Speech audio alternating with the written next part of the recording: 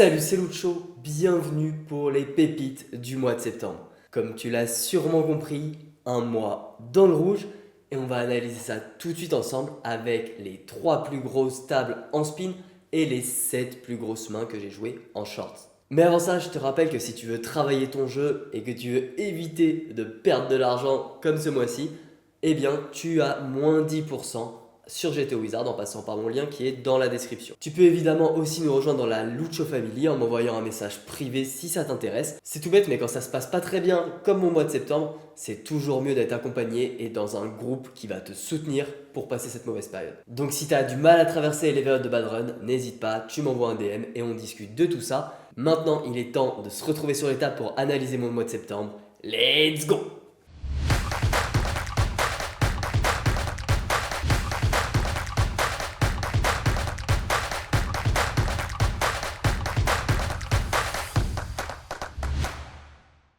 Ok, on se retrouve pour une table à 4000 €, une x10 en 400.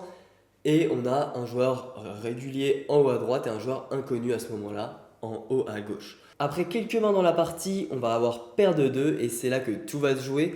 Coloto open 2x, je 3 bet jam et il me colle As-Dame off. C'est un flip. Le flop est plutôt très bon, pour l'instant ça tient. La turn parfaite, allez, une brique, le 5 magnifique. On remporte ce flip qui va avoir un énorme impact sur le reste de la partie. Derrière, je l'élimine avec Roi Valet contre 8 et 3 pour le peu de blindes qui lui est resté. Et nous voilà donc en heads up avec un petit avantage, 30 blindes contre 18. La première main de ce heads up, c'est 10 et 7 de trèfle. Vilain limp, je check back et vient ce board As 9-8 monocolor hacker sur lequel j'ai quand même open-ended. Alors quand vilain bet une bébé, je vais call. Même si bon, straight draw sur un board mono, c'est pas génial. Je vais au moins call une fois. Je préfère largement call un draw plutôt qu'un 8 ici. Mais par contre, à la turn sur la doublette de l'As, je préfère largement fold quand il de barrel 3 bébés. Puis quand je menace 10 et 5, il fold et on reçoit une belle paire de rois. Alors quand il limp, j'ISO 3 blindes et comme dans un rêve, il me rejam. Allez, on est parti, ça va souvent être un As en face ou PP, 8-8 parfait, on a 80%, il faut que ça tienne. Allez, jusqu'au bout, le flop est ok, la turn aussi et la triplette du 10 qui nous fait gagner cette table à 3000 €. Plutôt un très bon début pour commencer cette review du mois de septembre. Et il est maintenant temps de passer à la session clé de ce mois. Honnêtement, j'ai pas beaucoup grind ce mois-ci et donc assez logiquement, j'ai pas joué beaucoup de grosses tables. Mais là, en même temps, on va jouer une table à 4000 € et une table à 10 000 €. C'est vraiment le moment clé du mois. Si on remporte les deux, on fait un énorme mois. Si on perd le 2, je vais être dégoûté et on s'en sortirait pas trop mal si on en gagne une. Donc on est parti, on va commencer avec la table à 4000 € évidemment pour garder le meilleur pour la fin. Et cette table commence avec As5 de trèfle. J'open au bouton, Winflow défend et on touche une weak pair sur Dame 8-5. J'hésite entre check ou bet, je finis par check, je suis assez ok avec ma décision. Et tombe la doublette de la dame. Une carte clairement pas à mon avantage, sur laquelle vilain va très souvent me mettre de la pression. Alors quand il bet 3 quarts, j'ai un clear call. Et river quand tombe le roi de cœur, vilain décide de check. Donc je vais me contenter de check tranquillement en espérant gagner au showdown. Et ça passe, il me retourne 7 et 6. Il n'a pas continué son bluff ici, c'est intéressant à noter. Puis à nouveau contre Winflow, il limp en BVB, alors je rejam as set off. Il fold, donc on récupère sa blinde. Derrière, rien à faire avec 9 et 4 off. Pareil pour Valet 5 off au bouton. Et malheureusement, quand on a un bel As-Roi entre les mains, les deux adversaires fold. Mais pour l'instant, on a un bel avantage et on enchaîne avec une belle paire de 10. Je mine raise en BVB, c'est ma stratégie classique contre des joueurs réguliers. Mon adversaire call et vient ce flop As 4 3. Honnêtement, on n'a pas trop peur de l'As ici. On a souvent la meilleure main. Alors je bête une bébé, mon adversaire call et vient cette fois-ci une carte qui est plutôt mauvaise, la doublette du 4. Mais attention, elle n'est pas non plus tout le temps catastrophique car énormément de joueurs ici, à raison, vont raise leur 4 au flop. Donc du coup, c'est pas non plus dramatique, mais ma paire de 10 n'a plus une clear value, je check, et quand mon adversaire bet 3, je vais être obligé de me défendre ici, je call, et river tombe cette dame de cœur, qui au final n'est pas horrible, parce qu'il a toujours tous ses trashs du style un 2, un 5, un flush draw qui a miss. Et donc, quand il continue, j'ai un call pour moi ici, surtout que je bloque pas les combos que je viens de citer, avec un trèfle par exemple, ou alors un 5 ou un 2. Et malheureusement, quand je call, il me retourne un beau 4. Bravo à lui, et on se retrouve donc maintenant bien short sur cette x10. Clear fold avec 10 et 2. On récupère une demi-blinde avec As-2 et vient cette main avec Dame 10 de carreau. J'open jam 7 blindes deep et BB call avec Roi 3 off. C'est un flip et il faut le passer celui-là. Allez, on fait nos prières. Le flop est plutôt ok. On a encore 35% d'équité. On joue les rois, les dames et les 10. Turn, la doublette de l'as. La dame ou le roi du coup. Et dommage, le 6 de trèfle vient nous achever. On est éliminé de cette partie. Mais attention, comme tu le sais, on a une table à 10 000 euros à jouer juste en dessous. Alors, c'est parti. On est contre les mêmes adversaires sur ce gros jackpot avec la même disposition de table. Et on va tout de suite avoir beaucoup de pression car quand j'open As-2 off, BB 3 bêtes, j'ai un fold tranquille.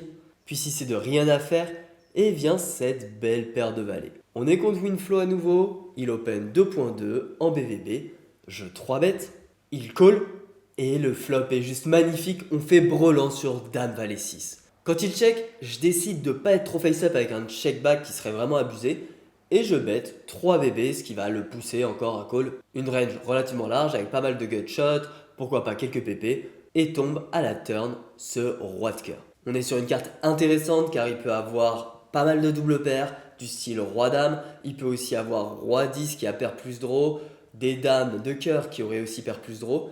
Je fais all-in et malheureusement, vilain fold. Mais bon, c'est quand même un bon début pour ce jackpot. Derrière, je fold 6 et 2 off en BVB. Puis As-3 off au bouton que je décide de pas open. C'est pas un open théorique, mais c'est un open que je peux prendre très souvent au bouton. Puis vient Roi 4 de carreau. Face au limbe de Winflow, je check back et on touche une middle pair sur 5-4-2. Vilain check, c'est clairement pas son board. Et ici, je vais avoir un sizing de bet qui va être autour des 3 quarts ou des pots de manière générale. Alors même avec middle pair, je vais utiliser sizing et vilain fold. Pour l'instant, tout va bien, je fold 8 et 6 off en BVB, 7 et 4 off au bouton.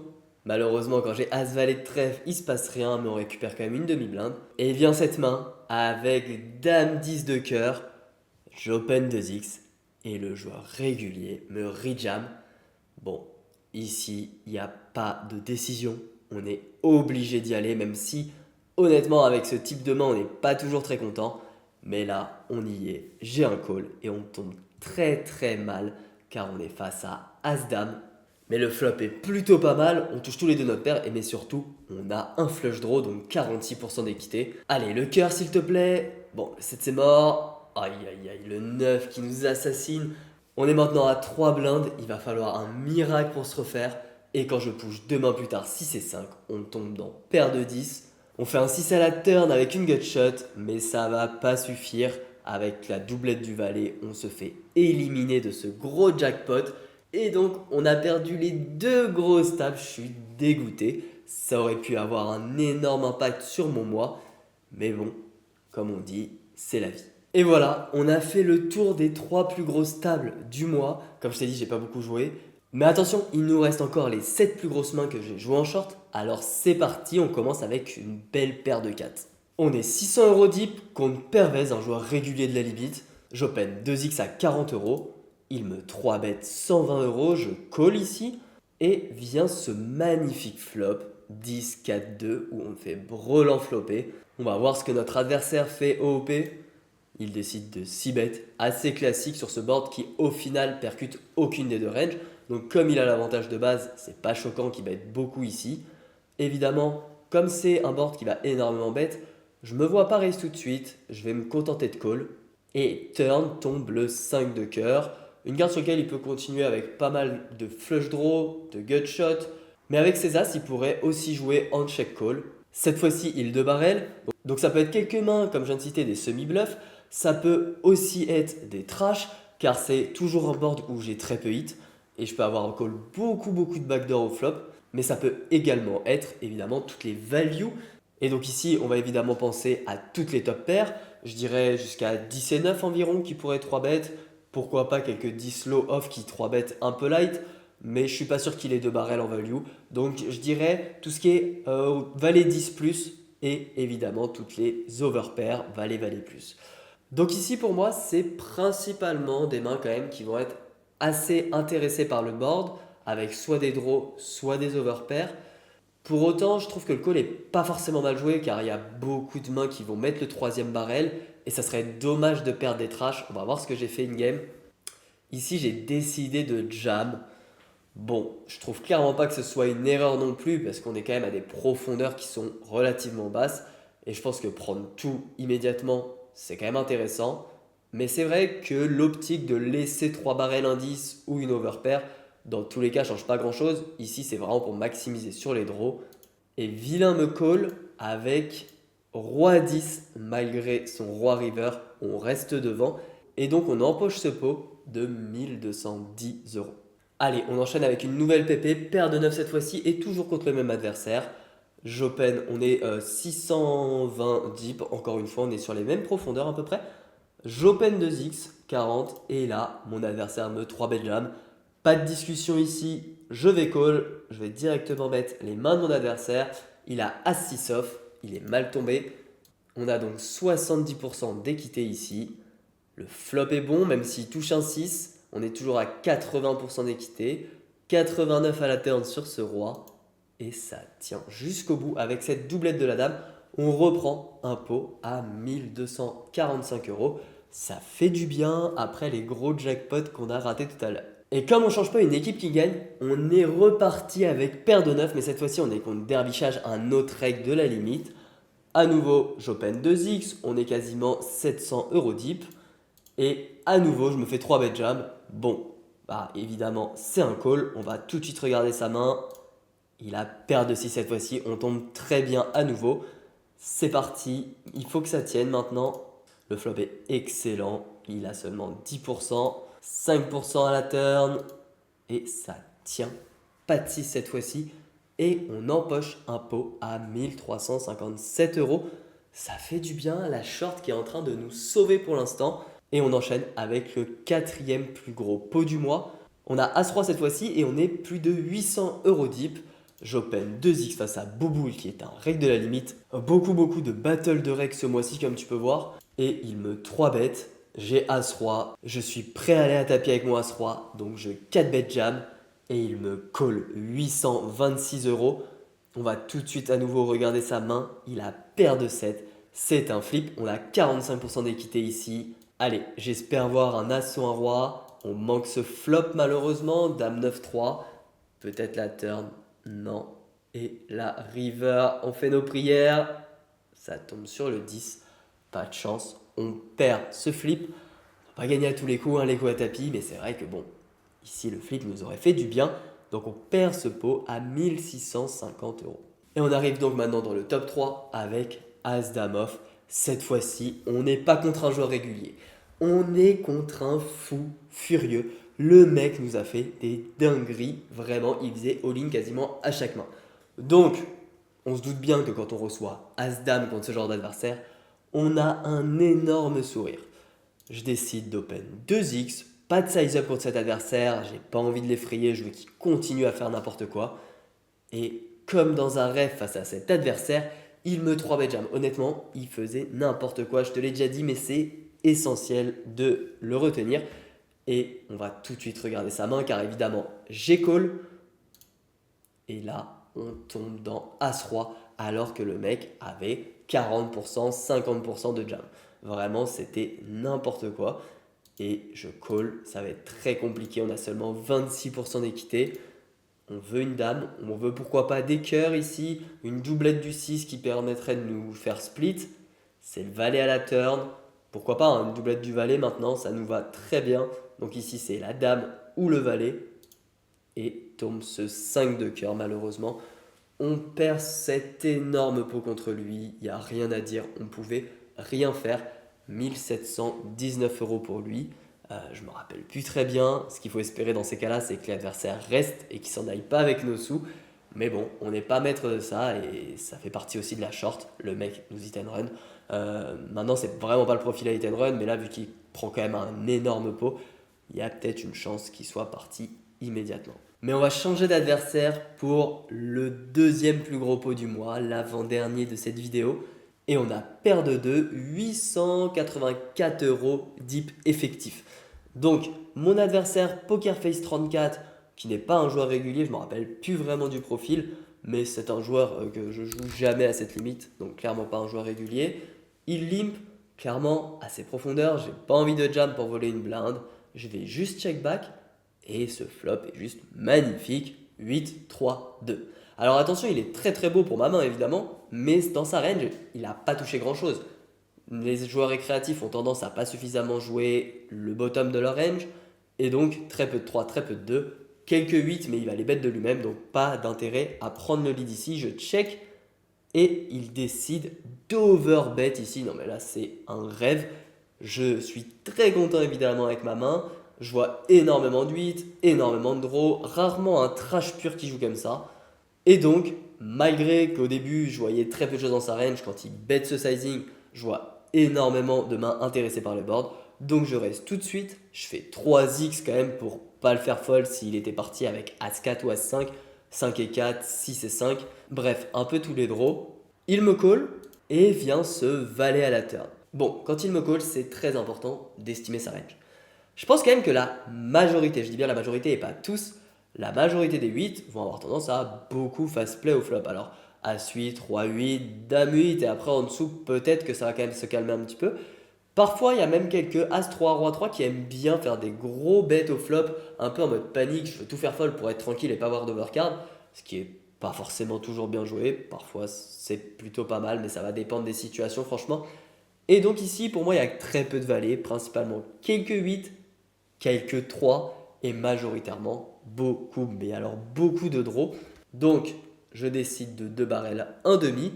Si on commence à faire trop cher, je pense qu'il pourrait trouver un fold. Mais cette fois-ci, il n'a pas fold. Il m'a jam par-dessus. Là, comme dans un rêve encore une fois, c'est tout droit. Je call. On va regarder sa main.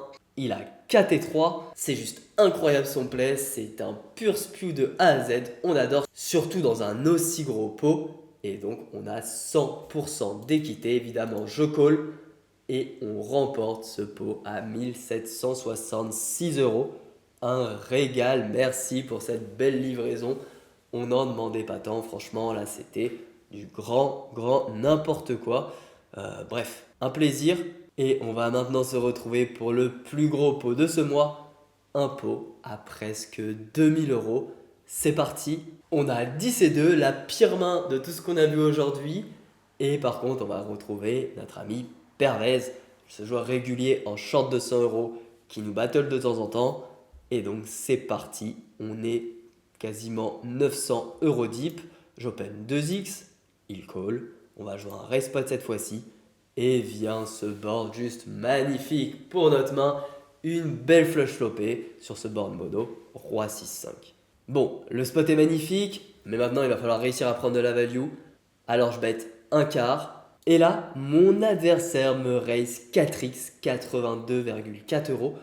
Bon, c'est intéressant ici, il peut avoir pas mal de one trèfle, il peut avoir pas mal de double paire peut-être, mais aussi quelques flushs, ce qui serait juste dramatique. Ce qu'il faut voir ici, c'est que dans tous les cas, contre les flushs, on s'en sortira jamais vivant. S'il a flush supérieur, il nous prend tout dans tous les cas. Par contre, sur des double paires, sur des one trèfle, il va falloir essayer d'optimiser ici. Il pourrait avoir quelques trash, franchement, ça va représenter un très faible pourcentage de sa range. Donc on va pas trop s'intéresser à ça, on va surtout s'intéresser au one trèfle et au double paire. Ici, je décide de raise immédiatement, le call est ok, le raise me semble ok, même si on est presque limite en termes de raise, car tout simplement notre flush n'est peut-être pas assez forte pour trouver un 3 bet ici. Et mon adversaire me 4 bet jam. Quel enfer, franchement j'ai envie de chialer, parce que maintenant je me vois rarement devant. Mais il pourrait se chauffer avec quelques as de trèfle, dame de trèfle à jouer comme ça. Pourquoi pas, hein, 7 et 8 de trèfle aussi. Il a le droit aussi d'avoir des flushs inférieurs. Et du coup, je call, mais quand même un petit peu désespéré, hein. J'espère vraiment bien tomber. Et on va regarder ce qu'il a en face. Il nous retourne une flush avec damaille. Aïe, aïe, aïe, aïe, aïe, on est mal tombé. Et on a 0% d'équité ici. Bon, bah, Voilà, on perd ce plus gros pot du mois à 1796 euros sur une flush over flush. Franchement, mes plays sont discutables dans tous les cas, on aurait tout perdu, hein. Franchement, il raise, je call et il me 3 barrels. Il n'y a pas un monde où je peux fold. Alors maintenant, avec cette doublette du 6, on aurait peut-être pu s'en sortir en se disant il y a toutes les flushs supérieures plus tous les fulls. Mais honnêtement, c'était une situation assez compliquée et on finit par tout perdre. Comme je l'ai déjà dit, c'est la vie. On va maintenant se retrouver pour le bilan du mois, évidemment, comme tu l'as compris, qui n'est pas fameux. Et oui, oui, oui, c'est l'heure du bilan de ce mois de septembre et c'est tout simplement la première fois que je fais un mois négatif depuis que je te partage mes bilans du mois sous forme de pépites. Alors forcément, c'est pas un plaisir de te partager ça, mais je trouve ça bien quand même qu'il y ait ce genre de vidéo où je vais pouvoir te partager aussi les mois négatifs, car c'est la réalité du poker, c'est aussi la réalité de jouer haut, de jouer avec des CEV qui vont être forcément moins élevés que quand on joue la 10 euros, la 5 euros, où là on peut avoir des énormes CEV, même en 20, 50, on peut avoir des CEV qui vont nous permettre de très souvent être en positif à la fin des mois, mais en high stakes, c'est vrai qu'on va se retrouver très souvent sur des mois où on peut être tout simplement break-even ou alors où on peut être en négatif tout simplement parce qu'on a moins de marge. Alors l'espérance de gain est plus élevée, mais la variance est aussi plus élevée et donc c'est forcément à prendre en compte et je vous invite à être très très prudent quand vous allez jouer cher, même si vous avez l'impression d'avoir un bon niveau, il faut pouvoir assumer les downswings à ses limites et ils sont parfois très violents. Bon, pour cette fois, on n'est pas si mal, on finit à moins 7744 euros. Honnêtement, pour les limites jouées, c'est pas dramatique, même si on préfère évidemment les mois dans le vert. Mais ça permet, comme je le disais, de partager ce genre de moments aussi, et aussi tout simplement de me remettre en question, car c'est souvent ce genre de résultats, même si on essaye de toujours travailler notre jeu, c'est ce genre de résultat qui va nous remettre le plus en question.